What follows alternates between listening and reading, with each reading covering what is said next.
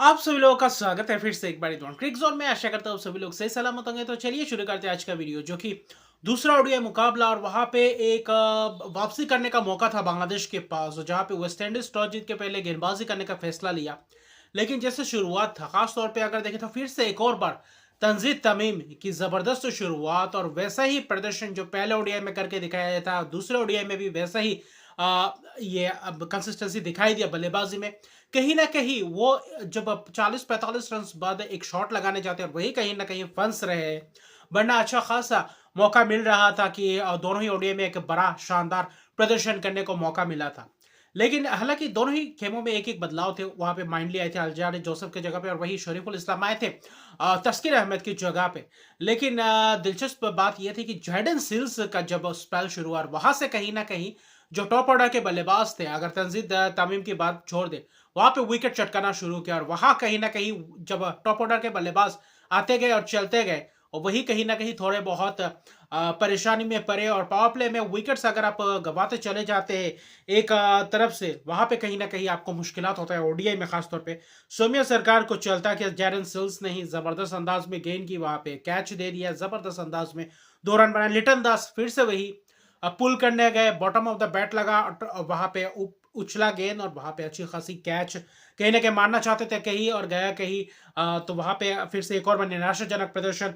मेहदी हसन मिराज जो है छोड़ने गए, आउटसाइड ऑफ स्टंप छोड़ने वाली गेंद थी, छोड़ भी सकते थे, छोड़ने गए या खेलने गए, वहां पे हल्का सा एज और वहां पे प्ले डाउन हो गए। तो कहीं ना कहीं ये 3 विकेट से महत्वपूर्ण विकेट्स थे बांग्लादेश के नजरिए से देखे तो। फिर वहां पे तंजीद तमीम 46 रन बना चुके थे, लेकिन जस्टिन ग्रिव्स की वही गेंद अगर देखें तो पहले ही ओडीआई में वैसे बैकफुट माफ कीजिए बैकवर्ड पॉइंट के हाथों कैच दिए थे, वैसे ही शॉट माने गए थे, कट शॉट। फिर से वही शॉट, और वहां पे फिर से वही फंसे। तो कहीं ना कहीं वहां पे 40 रन की पारी खेली थी, कहीं ना कहीं ये कन्विंसिंग पारी मुझे दिखाई दिया।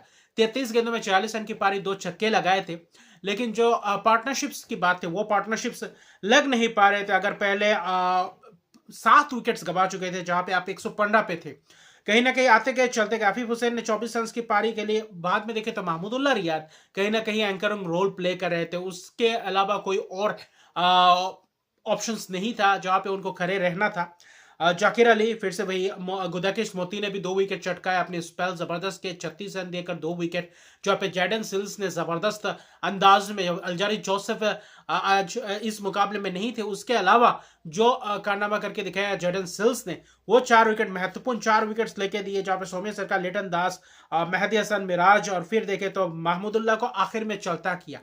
लेकिन कहीं ना कहीं महमूदुल जब 7 विकेट गए थे 115 पे, ऐसा लग रहा था कि शायद 130, 35, 40 के अंदर ऑल आउट हो सकती थी। लेकिन कहीं ना कहीं वहां से एक पार्टनरशिप बिल्डअप किया महमूदुल्लाह रियात और तंजीम साकिब, जहां पे लोअर मिडिल ऑर्डर के बल्लेबाज, लोअर ऑर्डर के बल्लेबाज अगर आकर ऐसे पार्टनरशिप्स करते, जहां पे 92 रन की पार्टनरशिप हुई, जिसके बदौलत कहीं ना कहीं थोड़ा बहुत सम्मानजनक स्कोर, जहां पे गेंदबाजों को मौका मिला कि यह इस स्कोर को हम अच्छी खासे डिफेंड करने के लिए उतर सकते हैं, वहां पे गेंदबाजों को थोड़ा बहुत मिला है टोटल, जिससे अच्छी खासी फाइट कर सकते हैं।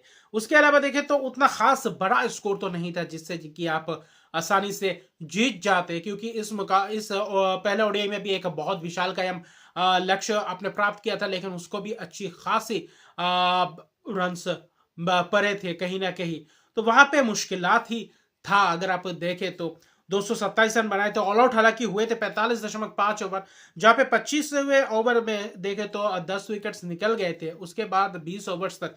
उसके बाद कहीं ना कहीं 15-17 ओवर जो खेला, तंजीम साकिब ने भी लंबे लंबे छक्के लगाए, 2 छक्के लगाए, 45 रन की पारी खेली, जो कि शायद ही ओडीआई में उनका एक सर्वश्रेष्ठ ये स्कोर बन चुका है। 45 रन महत्वपूर्ण, वो 45 रन बनाए। जहां पे महमूदुल्लाह रियाद की 68 के पारी, 62 रन बनाए, 4 छक्के तो लगाए आखिर में जाते हुए, लेकिन 92 गेंदों का भी सामना किया। लेकिन खासतौर पे ये गेंद ले सकते थे, क्योंकि वहां पे ऐसा सिचुएशन आ गया था कि यहाँ पे बस अब कैसे यहाँ से थोड़ा बहुत रन बटोर पाए और अच्छा खासा स्कोर तक पहुंच पाए। लेकिन 62 रन की पारी, कहीं ना कहीं महमूदुल्लाह रियाद की ये पारी और तंजीम साकिब की ये साझेदारी और पारी अच्छी खासी रही, जिसके कारण बांग्लादेश 200 प्लस कर पाया, 227 पे आखिर में ऑल आउट हुए।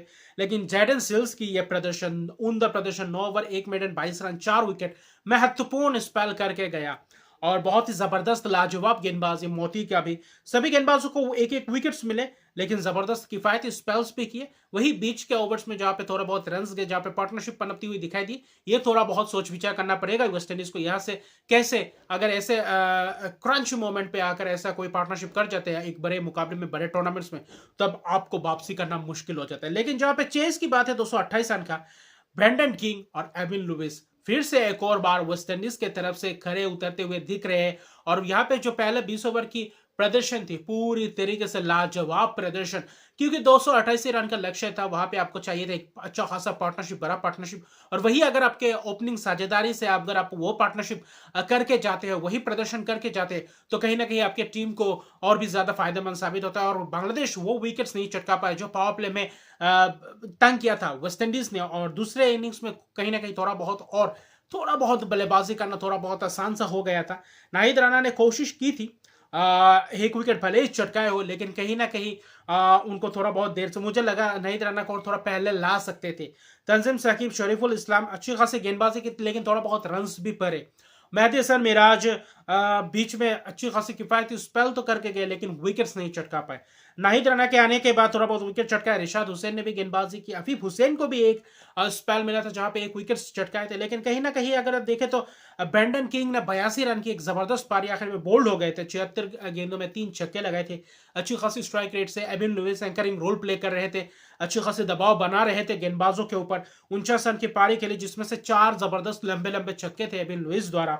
और वहीं पे देखें तो ओपनिंग साझेदार 109 रन का था। उसके बाद फिर ब्रेंडन किंग और एविन लुइस के विकेट गिरने के बाद ब्रेंडन किंग और किसी कार्टी के बीच एक पार्टनरशिप हुआ। किसी कार्टी ने भी 45 रन की पारी खेली, यानी कि टॉप ऑर्डर के तीनों बल्लेबाजों ने जो योगदान करके दिया 228 का लक्ष्य करते हुए, वहीं पे कहीं ना कहीं पूरी तरीके से सवाल उठेंगे बांग्लादेशी गेंदबाजों के ऊपर कि आप टॉप ऑर्डर के बल्लेबाजों को विकेट्स क्यों नहीं चटका पाए, वो गेंद क्यों नहीं कर पाए जहां से आप विकेट चटका सकते थे। लेकिन कहीं ना कहीं रन्स आपके गेंदबाजों ने लीक किया, जहां पे थोड़ा बहुत दबाव बनाना था, खास तौर पे पावर प्ले में, तब जाके थोड़ा बहुत मिडिल ओवर्स में कहीं ना कहीं थोड़ा बहुत प्रेशर में आते, लेकिन वो दबाव बना ही नहीं और अच्छी खासी आसानी से ये मैच को निकाल कर ले गए। किसी कार्टी ने 45 रन बनाए, आखिर में कप्तान शेख होप और शरफत रदरफोर्ड ने आकर मैच जिताया। शरफत रदरफोर्ड 24 रन बनाए, जिसमें से 15 गेंदों में 24 रन और 2 छक्के भी लगाकर गए। तो ये खिलाड़ी, युवा खिलाड़ी शरफत रदरफोर्ड लगातार प्रदर्शन करते जा रहे हैं और एक वेस्ट इंडीज के लिए एक बहुत ही जबरदस्त ये खिलाड़ी आगे आने वाले समय में अच्छी खासी डिलीवर करेंगे। बाकी जबरदस्त प्रदर्शन, 3 विकेट गए, 230 रन बनाए, 36.5 ओवर में ये चेस किया। और पार्टनरशिप्स भी लगातार 109 रन, पहला विकेट का शतक है पार्टनरशिप, दूसरे विकेट के लिए करीबन 60-65 रन। और वहां से तो मैच है, बस औपचारिकता ही था मैच जीतना। वहां पे शेरफन रदरफोर्ड आकर उनका थोड़ा बहुत केमियो पारी दिखा गए और वेस्ट इंडीज को 2-0 से इन 3 ओडीआई मैचेस की सीरीज में कब्जा बना गए। 2-0 से ये टेस्ट माफ कीजिएगा ओडीआई सीरीज अपने नाम कर चुके हैं वेस्ट इंडीज, और बांग्लादेश के तीसरे ओडीआई में वापसी करेंगे, क्योंकि T20 सीरीज में लेटन दास कप्तानी करने वाले हैं, अगुवाई करने वाले। तो लेटन दास का प्रदर्शन और फॉर्म थोड़ा बहुत कहीं ना कहीं चिंताजनक बात है बांग्लादेश के लिए। तो अभी के लिए इतना ही। अगर अभी तक मेरे चैनल को सब्सक्राइब नहीं किया तो मेरे चैनल को सब्सक्राइब कर दीजिए, लाइक शेयर कमेंट जरूर कीजिए। तब तक के लिए गुड बाय।